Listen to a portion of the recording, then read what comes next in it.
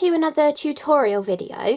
Today's one is corresponding with showcase number 40, which is called the Vino Vault. In my up close video that you would have seen yesterday, I just called it a wine box because that's the initial name we got given for it, but I've realised now its real name is the Vino Vault. So this is the actual die set for that gorgeous box that houses a full-size bottle of wine, and yesterday you will have seen two that I've created and then the two like matching cards to go with them as well, using some of the beautiful decorative panels, showing you how this arch design will fit absolutely perfectly on a 5x7 card. And there's all sorts of different elements in here that you can use to create your cards, as well as decorating that beautiful box as well.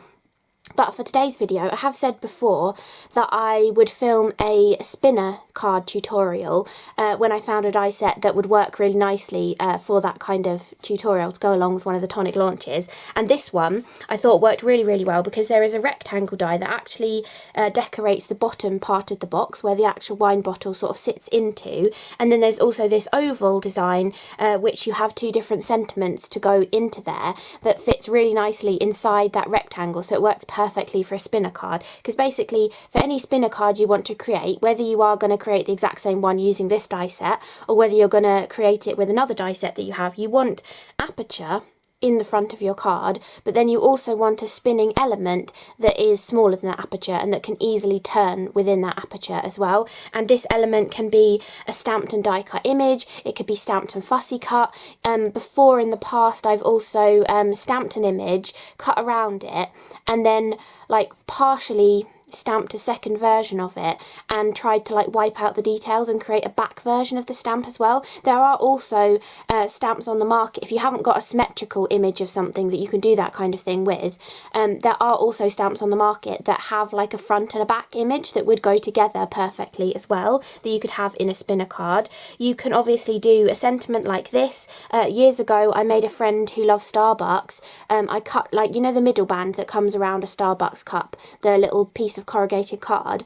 I die cut the center logo out of that and put them back to back and turned that into a spinner card as well. So many different ways that you can create spinner cards, but I'm just going to show you a really basic way, just using a couple of the dies from showcase number 40. This is the second time of me filming this video because I felt like the first time didn't go very well. I kept going and ah too many times. So it's the card that I'm going to show you how to create is going to look slightly different from the example card that I've got to show you because I'd run out of like the same piece of paper that I'd used on the back here, that's kind of like the more faded down version on the back side of some of the pieces of paper from the gorgeous Mulberry wine 12x12 pack of paper that came out recently within birthday week, which is what I used to decorate one of my wine boxes, and then I was making the coordinating card to go with it. So I'm still going to show you the exact same shaker as this, oh sorry, not shaker, spinner as this, with the rectangular aperture and the oval piece inside, but I'm going to change up the decoration. Instead of, oh, let's show you what a spinner card looks like. I've already like twisted this one.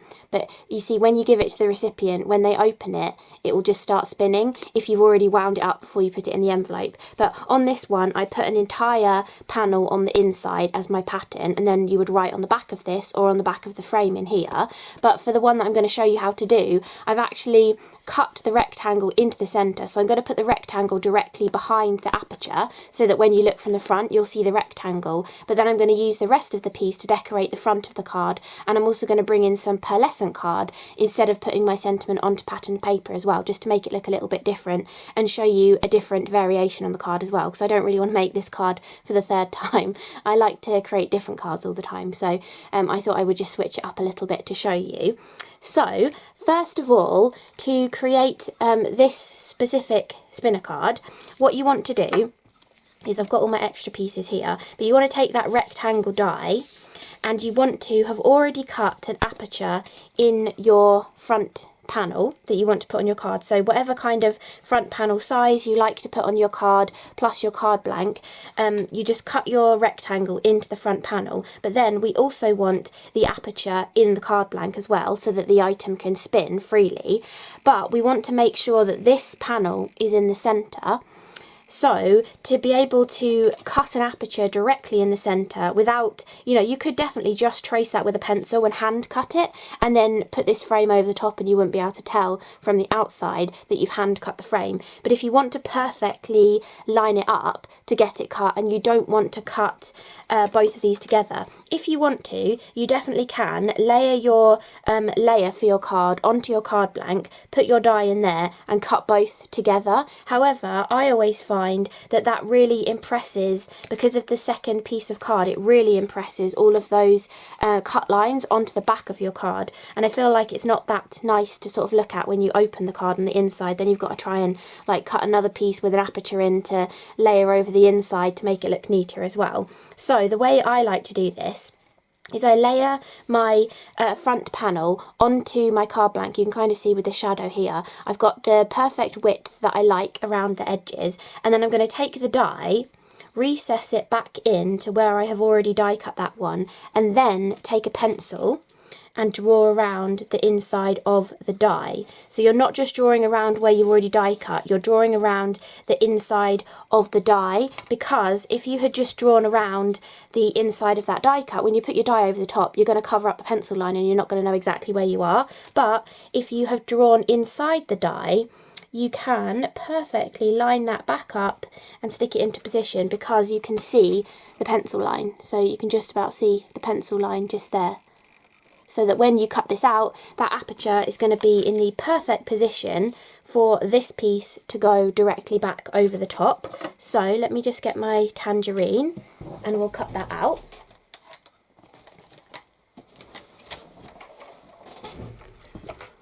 And also when you're doing a spinner card like this, because of the orientation of the card and like the way we want the spinner to be in here, we want to make sure our fold is on the side of our card. So if you were doing this on a portrait card, you would still want the fold to be on the side of the card, which would then be the longest edge of the card blank, so that when you're wrapping your twine around or the invisible thread, you're wrapping around sort of like a free edge rather than having to do some kind of magicness of like poking a hole through the spine and carefully threading it all the way through as we do the multiple wraps around the top and bottom to keep it taut over time, which is the technique that I prefer, which is why I wanted to do this spinner card tutorial for you.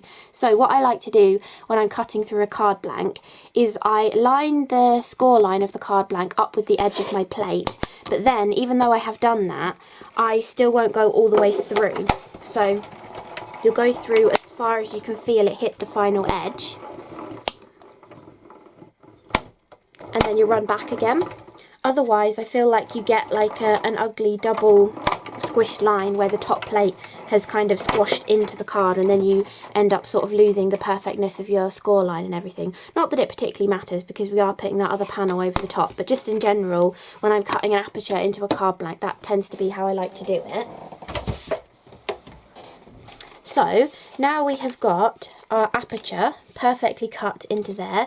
We have got our panel, which will only fit on one way because we eyeballed where we put that first rectangle into the initial panel for the card. So it will only fit on one way round with the perfect border around the edge. But we've got that perfectly done for us. And then the next part is to actually create our spinner.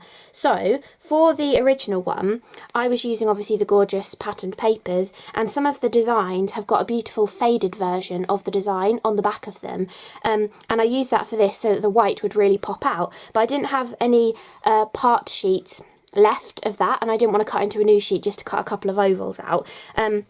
So I thought, well, will it work with the bolder side of the pattern? And you could use the bolder side of the pattern if you want to, but if you kind of compare, you can see how the words get a little bit more lost in this, whereas they really stand out on this one, just because there's not like as high a contrast. There's more interest in the background that's kind of distracting you from reading the words on there. So you can see kind of like the difference of using something that's more of a faded, muted pattern on a patterned paper rather than using the proper side of the patterned paper. So instead of doing that, I decided to look through my scrap box for some kind of pearlescent Craft Perfect cardstock that would match the kind of colours for this. So this is the Blue Frost colour, and I thought it went really, really nicely. So I'm just going to use a pearlescent card to go behind my sentiment on here. So you can kind of play around with whatever sort of cardstock or patterned paper you want to use. So to create our actual spinner element, now we've decided on what we want this to look like, we need two of them because we want the spinner to have something on the other side of it as well. You definitely could use the two different sentiments from the set. However, my set had a duplicate of the Just For You sentiment, so I only have that as an option. But you definitely could put whatever else you wanted to on the other side. You could stamp some images on here. You could fussy cut out some of those beautiful florals from the patterned papers and just have flowers on there as well. Maybe flowers on the back and the sentiment on the front. Maybe using one of these on the back and then the sentiment on the front as well. It doesn't have to be sentiment on both sides, or it could say some kind of secret message that reveals itself when it spins around. You can do sort of anything that you want to, but for this one we're going to do the same thing on both sides.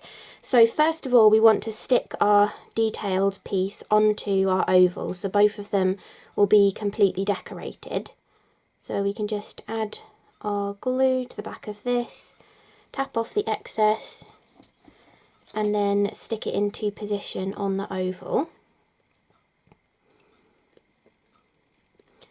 And then we can do the same thing for the other one as well.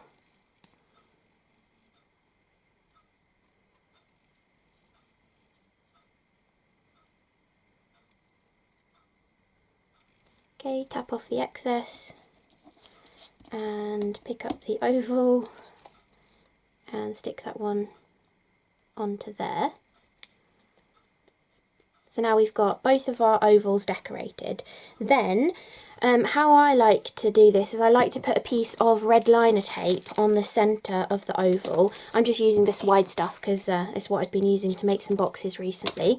So I'm just going to place it from top to bottom, so the short ways on this oval, because that's where we want the invisible thread to go up and down. Remove the backing, if you can get your scissors underneath it, and fold in the excess as well.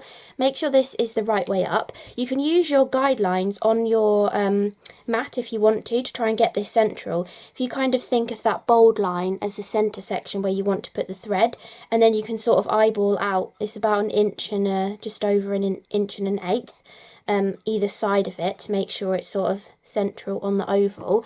And then I am using invisible thread, which I know is going to be really difficult for you to see, but it just looks so much better when you make it with invisible thread because you can really hardly tell how someone's made it. So I take a nice long length of it and try and sort of half it so I can find the sort of middle. It doesn't have to be the exact middle, but you just want to make sure you've got a nice length of thread on both ends, and then pull this taut along that bold line because that's how we sort of lined it up to make sure that's the middle, and press that into position. It's kind of moved a little bit, but roughly in the middle is fine.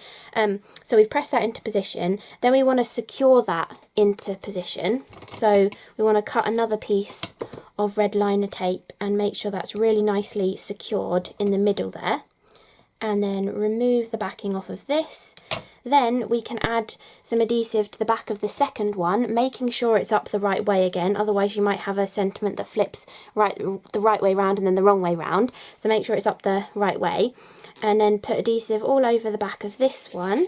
And then we're just going to line this up so they perfectly line up with each other. So you definitely want some kind of symmetrical shape for this. So an oval works brilliantly, rectangle, square, circle, heart, as long as it's a symmetrical heart down its centre. And then you just stick them both together and you have your gorgeous spinning element on your invisible thread. You can just about sort of see the thread against the black mat there.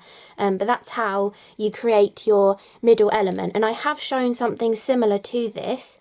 If you saw my A Really Bug Deal shaker card that I did with the fireflies in a jar. I did a tutorial video on how to make that, and when I was filming the first version of this video I was like, I'm sure I've said all of this before, and then I realised it's because we made that floating element in there and I was telling you how to wrap the invisible thread around foam tape to create the that kind of card. So if you've tried that tutorial already, then you're going to be a super duper whiz at creating this kind of a card as well, because it's literally the same thing.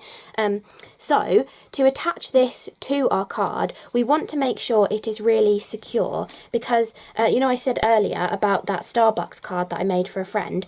I think that was only probably like the second spinner card I'd ever made, and as soon as she took it out the envelope and span it, it just sort of started to sag because the string started to pull out of the adhesive, and obviously once you've made the card there's no way of pushing the invisible thread back up into the adhesive. So since then I've always done this method of creating this spinner card to really secure that into position. So I'm just going to take, this can be red liner tape as well, I'm just going to take some tissue tape though because I haven't got my narrower red liner tape to hand, but you're just going to place a little bit of tape on the top and bottom here, making sure not to go too close to the edge because we've left that border for our main mat and we don't want exposed adhesive there. So we put a piece of adhesive at the top, start at one side first, and then take our spinning element, place this in the centre of your aperture, however you want it to be. You could have it more over to one side if you wanted to. I'm going to go dead centre on it, I think. And then hold that into position. Press this firmly into your adhesive, pulling it straight up from your oval element, making sure it's equidistant from both sides so that when we attach the other side as well, it's not going to be too far, like too close to this side. And then you can take a little bit more tape and press that onto there to really hold that into position whilst we're wrapping this around. Then we can take off the backing of that tape, and then I'm hoping you can kind of see, but I'm pulling the invisible thread through and going back over the top of the card. This is why you want a side folding card for this technique, and I've gone around this side of the thread, but I then want to pull it around the other side of the thread as well, so you're really securing that into place, going both sides of the middle piece of thread that the main element is hanging off of.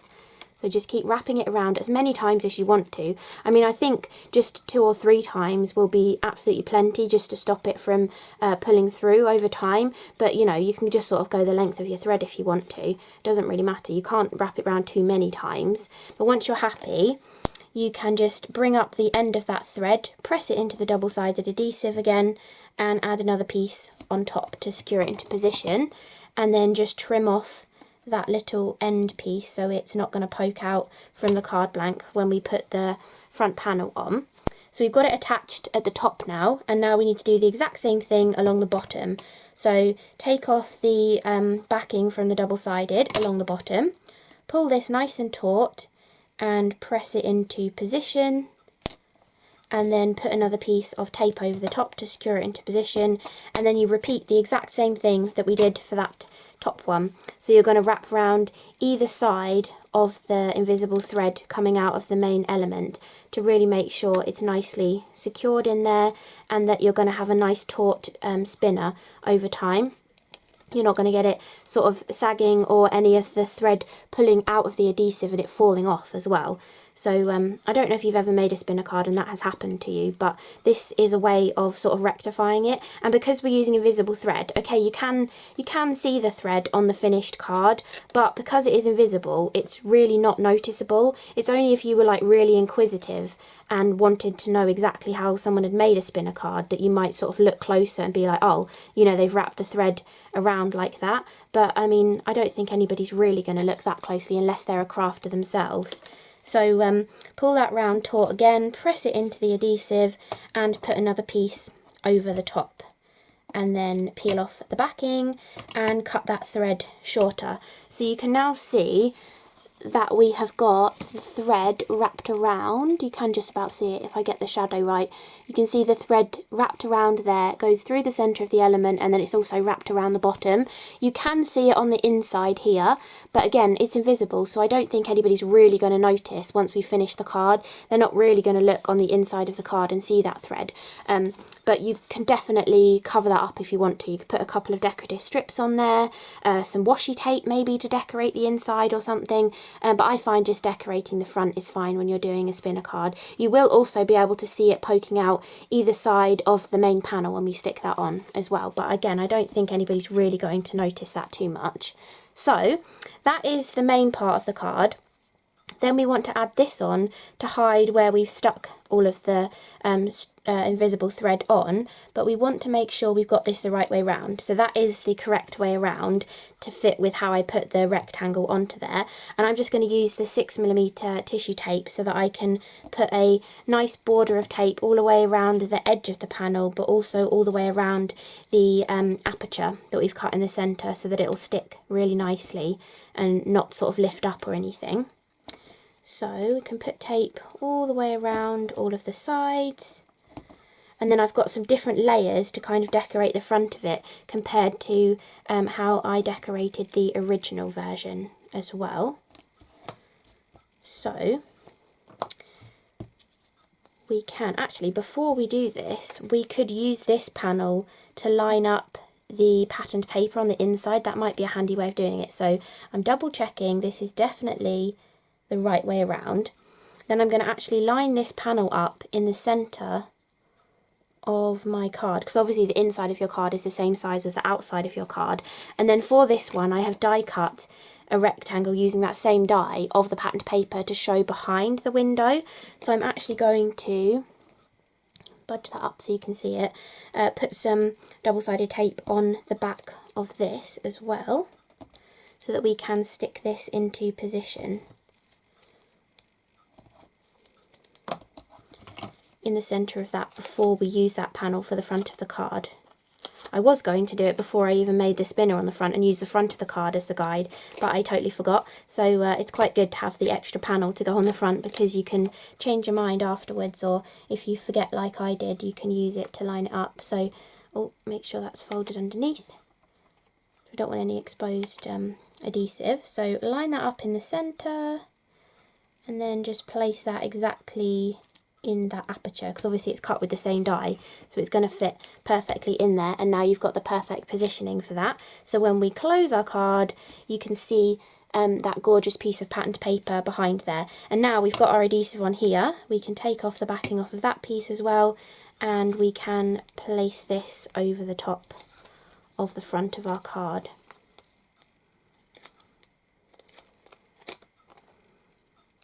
So just remove the backing tape off of all of these, and then we can place this into position. And we know that the outside border is going to be lined up because of how we die cut the centre, so focus on lining up the centre when you're placing this on, because if the centre is lined up, then the outside is going to be lined up. So we can stick that on like so, and then we've got our perfect batten layer on the front of our card, our gorgeous little bit of pattern in the centre, and our spinner right there. And you could just leave it like that if you want it to be really clean and simple, but I thought I would just show you another way of kind of adding a bit of decoration. So on the original card, the full inside piece was a patterned paper, and then I put a couple of strips of an extra bit of patterned paper on the outside. But for this one, we could, if we wanted to, use that entire piece, although I've cut the rectangle slightly differently to the original rectangle for my panel. So I was thinking, even before I realised I hadn't cut that in the exact same place, you could definitely just trim around that if you wanted to and have it as a nice extra matten layer, one in from the white edge to make sure that that rectangle is in the middle. But I thought, what about ripping the edges? So if we just tear along here, You can tear however you like. I mean, if you don't like tearing, you can use the decal edge trimmer from Tonic and Tim Holtz. That would give a lovely deckled, torn kind of edge to the edge of it. Or I tend to just use my thumbs close together and tear along it. You can also buy rulers that you can tear against as well, but I find for such a small piece like this, it's quite difficult to use a ruler, so I do just prefer to use my thumbs close together to tear in such a small place. If you're just ripping straight from a larger sheet, then those rulers are very useful for that. But we just tear all the way along the edges and then place this over the aperture, and we've got a gorgeous continuation of the pattern because this is the same piece that we cut the centre out to go in the centre there. And I was also thinking we can raise this up on a little bit of 3D foam as well, just to make it look a little bit different. So this is kind of like an amplified version of the original card that I made in terms of decorating the front of it. It's the exact same spinner mechanism, but we're just going to town a little bit more with how we're decorating the front of the card by using a bit of dimension and some different techniques like tearing our papers and stuff as well. So we can place that on there, and then another piece on there, and then we can take the backing off of this. Obviously we're going to make sure it's the same way up as the rectangle that's on the centre of our card as well. And again, we're lining up the rectangle in the centre because that's the main piece we want to be lined up. Oh, that's a bit too over to one side.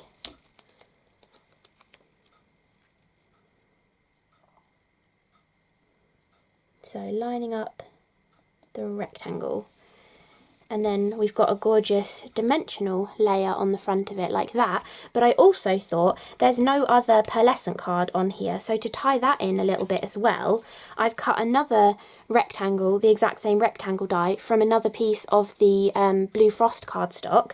And then I am really enjoying wonky borders at the moment, so I just love taking my long bladed pair of scissors and cutting a wonky border. So I've gone closer up here and wider at the bottom. You could definitely just use your guillotine and get a perfect border around the edge of this, but I really like the going from skinny to wide. I don't know why, I just really love that look at the moment. So I'm just going to do that all the way around to a different degree as we go around. This might not look nice, so we can see what it kind of looks like, but I just thought it's a way of bringing in a tiny little bit more of that pearlescent cardstock to the rest of the card.